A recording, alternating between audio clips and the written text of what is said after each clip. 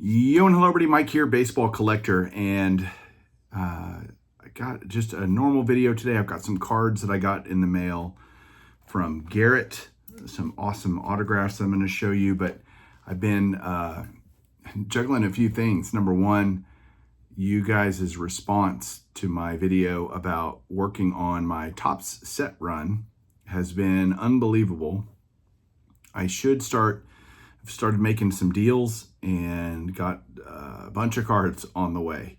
I literally don't even know how many. I've been trying to figure it out. It's been a little overwhelming. So to all of you that have reached out to me, and if I haven't gotten back to you yet, I will.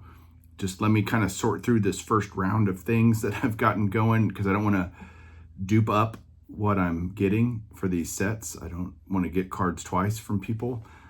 So amazing, just very, very cool. So I'm super excited about all of that starting to roll in over the next week or so. In the meantime, I've been, hanging out with my dad, and we've been brainstorming some ideas on how to display cards on the wall, because that is a main goal of the new card room, is to not only have all the amazing pieces of art that I have, which I love, and I will literally bunch everything closer together like you see on the walls. Like, it's going to be just wall to wall cool stuff.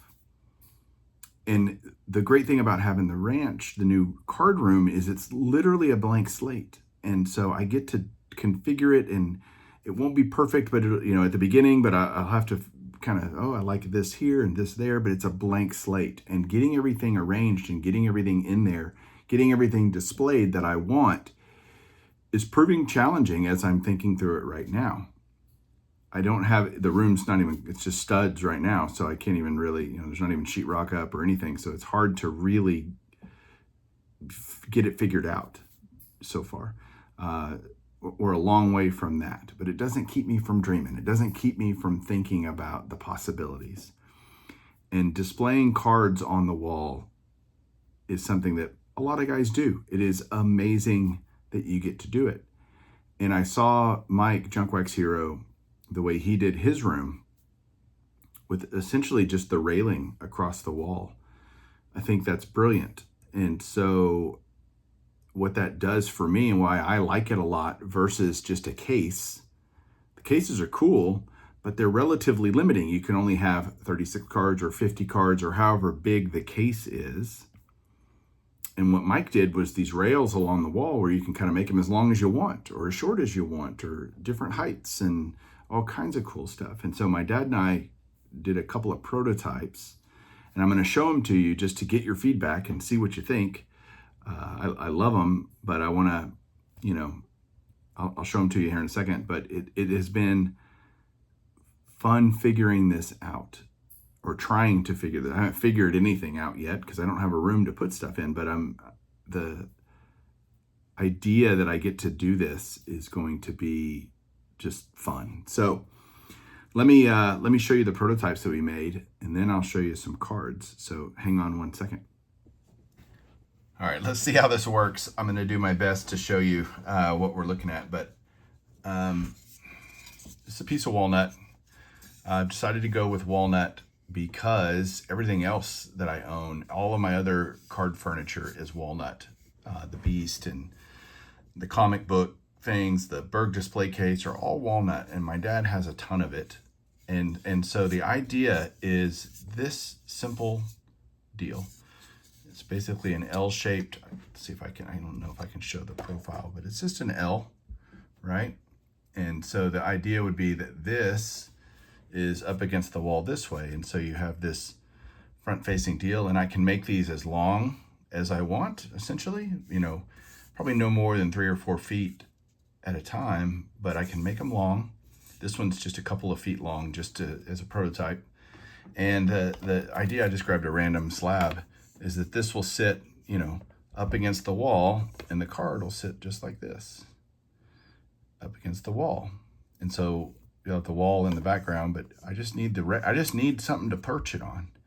And I can configure these so many different ways. It's basically like a giant Tetris puzzle on the wall, and I can figure out where I want to put them and how wide I want to make them and cut them down. And all of that. And I'm thinking about how I'm going to put them on the wall. And so we countersunk a screw here, but it chipped. So there's some, I have to make this part maybe a little bit thicker here so that it doesn't split wherever I end up countersinking the screws, right? And then you can plug those, and this will all be varnished and make it super pretty around the edges, make nothing sharp. It'll all be nice and rounded. And so the idea here, I also have one, this is double-sided tape. So not only could I theoretically screw it into the wall, but I could also just adhere it to the wall. And there's, ways to skin that cat. So I'm going to test this out later, but I haven't taken the other side of the double-sided tape off yet. So those, because you want it to be not permanent. Either it's screwed in the wall and you can just unscrew it, or it's taped onto the wall and just sitting there. You worry about the weight. Can the tape hold the weight? This stuff's pretty tacky. Like, it's got some pretty amazing hold strength. And cards, by and large, are not that heavy, right? So you have a rack of cards here. It's not really that heavy. So there's still some experimentation that needs to happen, but you can imagine these along a wall and all the cards, boop, boop, boop, right? All on here. And I can do it in any kind of orientation I want, not orientation, but just how long each run of cards is and how high I stack them, etc., on top of one another, and all tall boys and sideways and all the cool stuff that cards come in different ways. And how do you want to do it?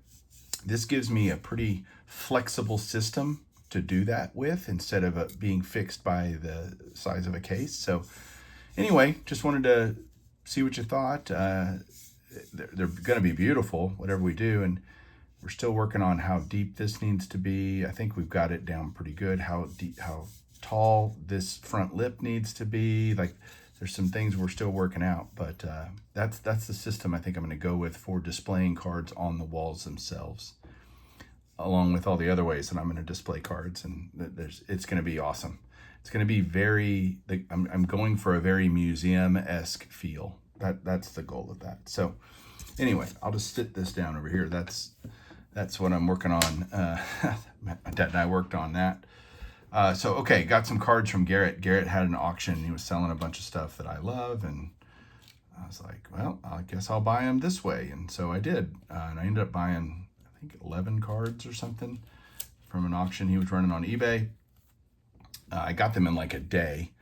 These are all binder Hall of Famers. So this is great. Burt Bly, these are all ones I didn't have, obviously. 83 Topps Blyleven.